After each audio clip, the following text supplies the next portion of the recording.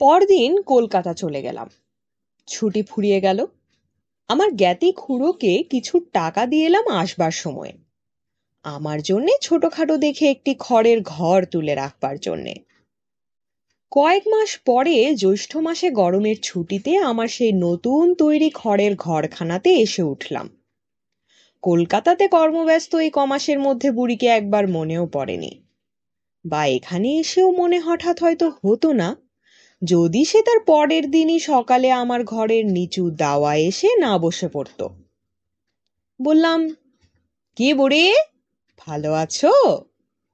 ময়লা ছেঁড়া কাপড়ের প্রান্ত থেকে গোটা কতক আম খুলে আমার সামনে মাটিতে রেখে বললে, আমার কি মরণ আছে রে বাবা? জিজ্ঞেস করলাম, ও আম কিসের? দন্তহীন মুখে একটু হাসবার চেষ্টা করে বললে, ও গোপাল আমার, তোর জন্যে নিয়ে এলাম গাছের আম, বেশ মিষ্টি, খেয়ে দেখো এখন। আমি ওর সম্বোধনের নতুনত্বে কৌতুক অনুভব করলাম, কিন্তু কি জানি কেন বড় ভালো লাগলো। গ্রামে অনেক দিন থেকে আপনার জন কেউ নেই, একটা ঘনিষ্ঠ আদরের সম্বোধন করার লোকের দেখা পাইনি বাল্যকালে মা পিসিমা মারা যাওয়ার পর থেকে। প্রতিবেশিনীদের মধ্যে অত বেশি বয়সের স্ত্রীলোক কেউ নেই যে আমাকে গোপাল বলে ডাকে। বুড়ি বললে, খাও কোথায় হ্যাঁ বাবা? খুড়োমশাইয়ের বাড়ি। বেশ যত্ন করে তো ওনারা? তা করে। দুধ পাচ্ছ ভালো? ঘুটি গোয়ালিনী দেয়, মন্দ না।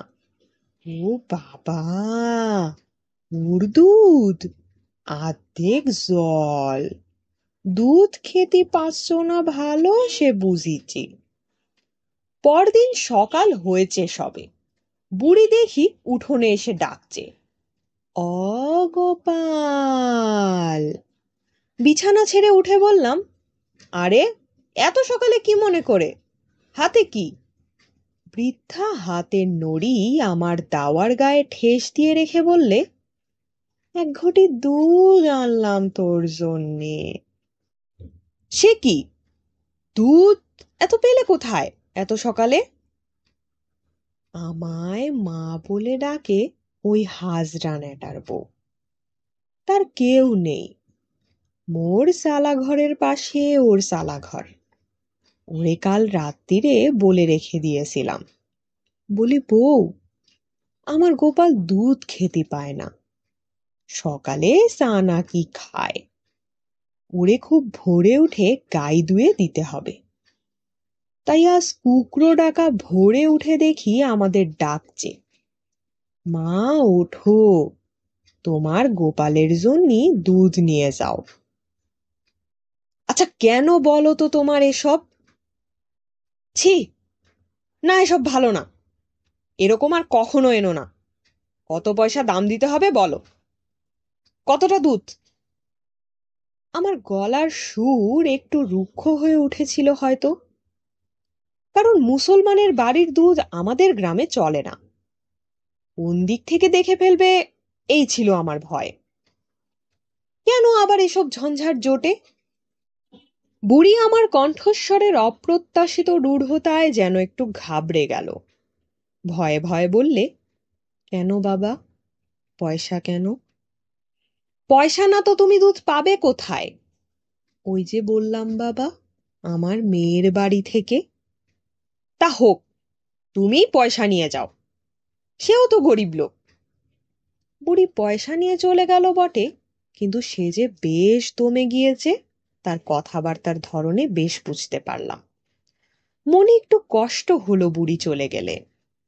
পয়সা দিতে যাওয়া ঠিক হয়েছে কি? বুড়ির কিরকম মন পড়ে গিয়েছে আমার উপর। স্নেহের দান, এমন করা ঠিক হয়নি। বুড়ি কিন্তু এ অবহেলা গায়ে মাখল না আদৌ।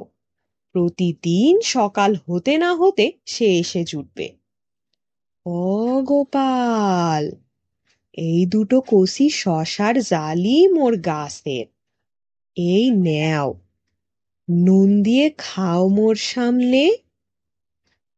বুড়ি তোমার চলে কিসে? নাত জামাইয়ের দেবার কথা, তা সে সব দিন দেয় না। ওই যারে মেয়ে বলি, ও বড্ড ভালো। লোকের ধান ভানে, তাই চাল পায়। আমারে দুটো না দিয়ে খায় না। একা থাকো? তা একদিন মোর ঘরখানা না হয় দেখতে গেলে। ও মোর গোপাল, আমি নতুন খাজুর পাতার সেটাই বুনে রেখে দিয়েলাম তোমারে বসতি দেবার জন্যে। বাউনের ছেলে, মোদের এটো কাটা মাদুরে কি বসবে, তাই বলি একটা নতুন সেটাই বুনে রাখি। যখন আসবে এখানেতেই বসবে। সেবার বুড়ির বাড়িতে আমার যাওয়া ঘটে উঠল না ওর এত আগ্রহ সত্ত্বেও। নানা দিকে ব্যস্ত থাকি, তার ওপর আছে সমবয়সী বন্ধু বান্ধবদের দাবি। অনেকদিন পরে গ্রামে এসেছি তো, যে কদিন গ্রামে থাকি বুড়ি রোজ সকালে একবার আসতে ভুলবে না। কিছু না কিছু আনবেই, কখনো পাকা আম, কখনো পাতি নেবু, কখনো এক কড়া কাঁচকলা কি এক ফালি কুমড়ো। 2 আনা 4 আনা প্রায়ই দিই। একদিন একখানা কাপড় দিলাম। একটা জিনিস লক্ষ্য করে আসছি, বুড়ি কোনো দিন আমার কাছে কিছু মুখ ফুটে চায়নি। কখনো বলেনি পয়সা দাও কি অমুক দাও, বরং তার উল্টো, শুধু হাতে কখনো আসে না।